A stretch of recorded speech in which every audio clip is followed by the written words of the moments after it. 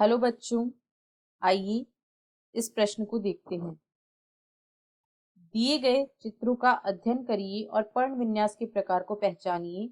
यहाँ 3 चित्र दिए गए हैं जिनमें हमें पर्ण विन्यास के प्रकार को पहचानना है। विकल्प ए एकांतर सम्मुख अध्यारोपित सम्मुख क्रॉसित, विकल्प बी एकांतर सम्मुख अध्यारोपित चक्रदार, विकल्प सी सम्मुख क्रॉसित एकांतर चक्रदार, या विकल्प डी सम्मुख क्रॉसित चक्रदार या एकांतर।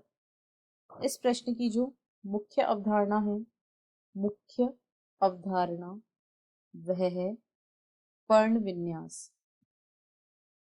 पर्ण विन्यास इस प्रश्न की मुख्य अवधारणा है।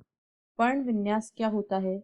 जो तना या शाखाएं किसी भी पादप की तने या शाखाओं पर पत्तियों के विन्यस्त रहने के क्रम को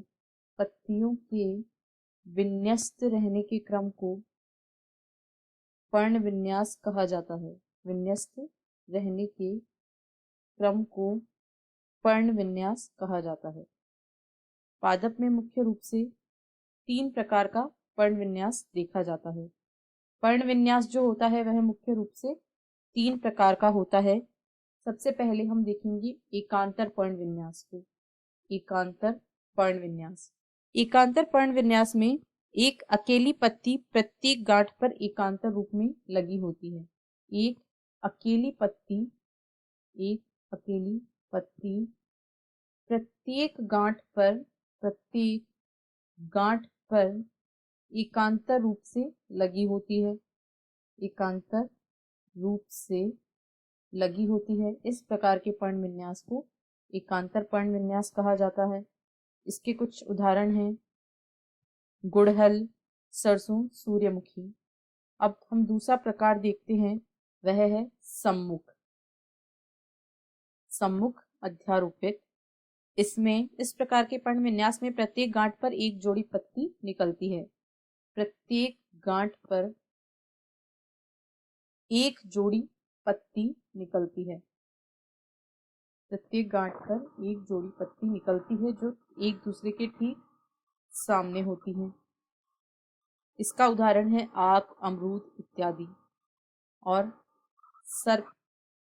जो तीसरा प्रकार है वह है चक्करदार। चक्करदार पर्ण विन्यास में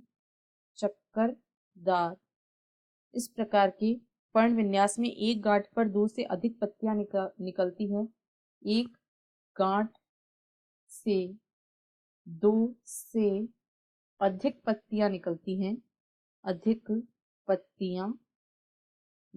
हैं और ये एक चक्कर सा बना लेती हैं। इसलिए इस प्रकार के पर्ण विन्यास को चक्करदार पर्ण विन्यास कहा जाता है। अब यदि हम चित्रों को देखें और परिभाषाओं से मिलान करें तो पहले में हर एक गांठ से एक पत्ती निकल रही है। हर गांठ से एक पत्ती निकल रही है तो यह एकांतर पर्ण विन्यास होगा।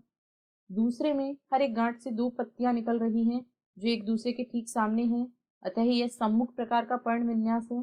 तथा इस तीसरे चित्र में एक गांठ से 2 से अधिक पत्तियां निकल रही हैं और एक चक्कर सा बना रही हैं, तो इसे चक्करदार पर्ण विन्यास कहा जाएगा। यानी इस प्रश्न का जो सही विकल्प होगा वह होगा विकल्प बी, एकांतर सम्मुख अध्यारोपित एवं चक्करदार। आशा है आपको प्रश्न समझ आया होगा। धन्यवाद।